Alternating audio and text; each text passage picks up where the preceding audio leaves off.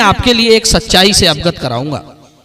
आपसे निवेदन है कि जो भाई बंधु माताएं बहनें चैनल को पहली बार देख रहे हैं वे चैनल को सब्सक्राइब कर लें और बेल नोटिफिकेशन को ऑल पर क्लिक कर दें ताकि हमारी आने वाली अगली वीडियोज का नोटिफिकेशन आपको मिलता रहे।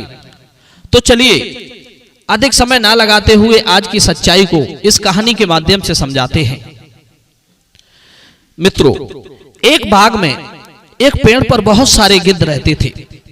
बाग के पास में ही मरे हुए पशुओं को डालने का एक स्थान था। जब भी कोई व्यक्ति मरे हुए पशु को वहां डालकर जाता था वे सारे गिद्ध मृतक पशु का मांस खाने के लिए टूट पड़ते थे। उन गिद्धों के बीच एक गिद्ध का बच्चा भी था। एक दिन वो गिद्ध का बच्चा अपने पिता से जिद करने लगा कि पिताजी, मैं जानवरों का मांस तो रोजाना ही खाता हूं, आज मेरी इच्छा है कि मैं इंसान का मांस खाऊं। आज मुझे इंसान का मांस लाकर दो। मित्रों, बच्चा भले ही गिद्ध का हो पर था तो बच्चा ही। वो भला अच्छा बुरा क्या जाने, इंसान के मांस खाने की जिद कर गया। पिता को उसके जिद के आगे झुकना पड़ा। बेचारा गिद्ध इंसान का मांस लाने के लिए चल दिया। चारों दिशाओं में भ्रमण कराया पर उसे कहीं भी इंसान का मांस नहीं मिला। तो उसने देखा कि एक मरघट में एक सूअर मरा पड़ा था। गिद्ध ने सोचा कि कोई बात नहीं, इंसान का मांस नहीं मिला तो इस सूअर का ही मांस लिए चलता हूं। गिद्ध ने सूअर का थोड़ा सा मांस लिया और अपने घोंसले में पहुंच गया और अपने बच्चे से कहा, लो, मैं तुम्हारे लिए इंसान का मांस ले आया हूं। गिद्ध का बच्चा बड़ा चालाक था। वो देखते ही समझ गया कि ये इंसान का मांस नहीं है बल्कि एक सूअर का मांस है। वो एकदम से मना करने लगा कि मुझे ये नहीं खाना।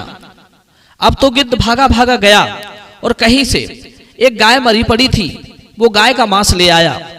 गिद्ध के बच्चे ने उसे भी पहचान लिया और बोला, पिताजी, तुम मुझे बेवकूफ क्यों बना रहे हो? इंसान के मांस की कहकर तुम मुझे सूअर और गाय का मांस लाकर दे देते हो। क्या दुनिया में इंसान खत्म हो गए? गिद्ध कहने लगा, पुत्र, इंसानों के मांस से तो 100 गुना बेहतर इन पशुओं का मांस है। आजकल इंसानों का मांस खाने योग्य नहीं रह गया है। दुनिया में यदि सबसे दूषित मांस है तो वो है इंसान का। ये पशु फिर भी अच्छे हैं जो अपने नियम धर्म का पालन कर रहे हैं। गाय के आगे यदि घास और मांस दोनों डाल दो तो उसमें इतनी समझदारी है कि वो उनमें से अपना भोजन घास को ही चुनेगी। शेर के आगे घास और मांस दोनों डाल दो तो वो भी घास ना खाकर मांस को ही चुनेगा। पर मनुष्य के आगे आप चाहे घास डाल दो या मांस डाल दो, वो इन दोनों को भक्षण कर जाएगा। आजकल मनुष्य इतना नीचे गिर गया है कि उसने अपने सारे नियम धर्मों को ताक पर रखकर सब कुछ भक्षण करने में लगा है। पशुओं को इतना विवेक है कि वे अपना भोजन छोड़कर दूसरों का भोजन नहीं करते हैं। पर मानव कहने भर के लिए मानव है। वो प्रकृति द्वारा दिए गए अनेकों खाद्य पदार्थों को छोड़कर पशु पक्षी, कीट पतंग, जलचर, थलचर, नभचर सभी जीवों को अपना ग्रास बनाता है। जो मनुष्य यदि पशुओं का भोजन करने लगे, निर्दोष बेजुबान जानवरों को मार मार कर खाने लगे और तो और कीड़े मकोड़ों तक को ना छोड़े, उसे आप मनुष्य कह सकते हो? वो तो मनुष्य के वेश में एक पिशाच है जो निर्दोष जीवों को सिर्फ अपने स्वाद के लिए असहनीय पीड़ा देता है। आपकी एक उंगली कट जाए तो सोचो कितनी असहनीय पीड़ा से गुजरना पड़ता है। यही पीड़ा उन बेजुबान जीवों को भी होती है जिन्हें मनुष्य कहलाने वाला प्राणी जीवित काट देता है। उन मनुष्यों से तो हम गिद्ध 100 गुना अच्छे हैं।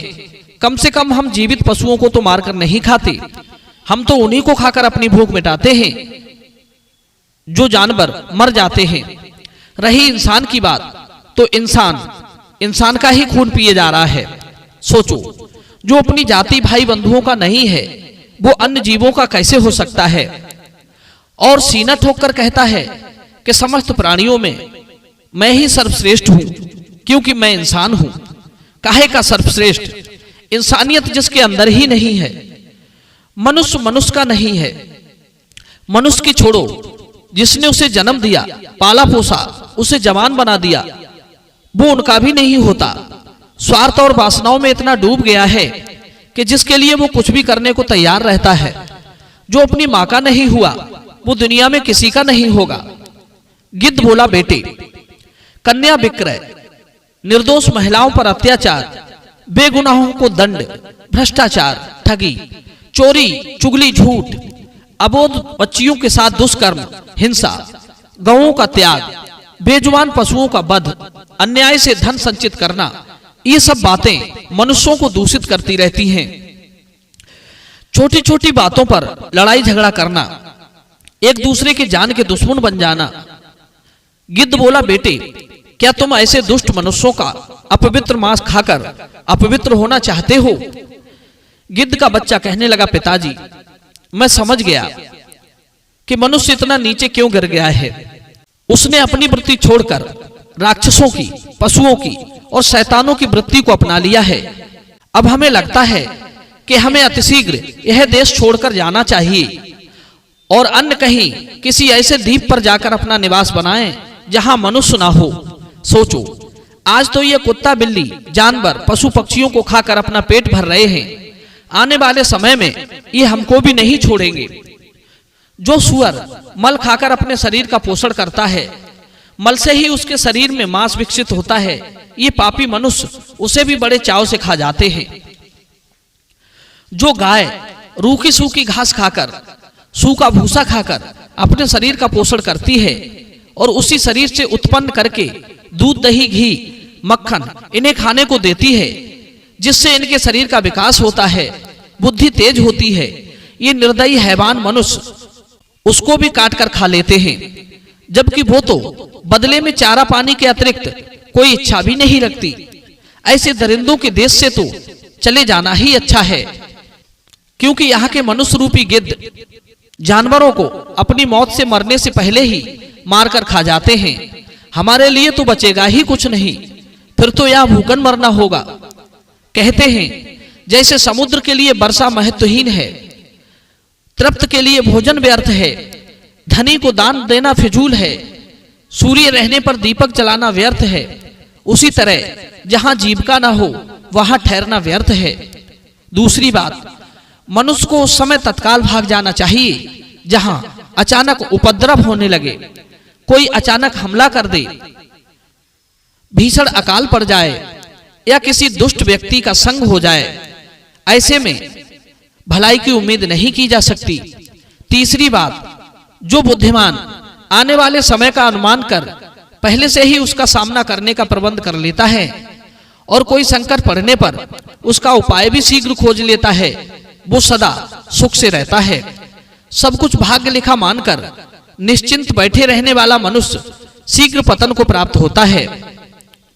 आने वाले समय को ध्यान में रखते हुए सारे गिद्ध हमारे देश को छोड़कर समुद्रों के बीच में निर्जन द्वीपों पर चले गए।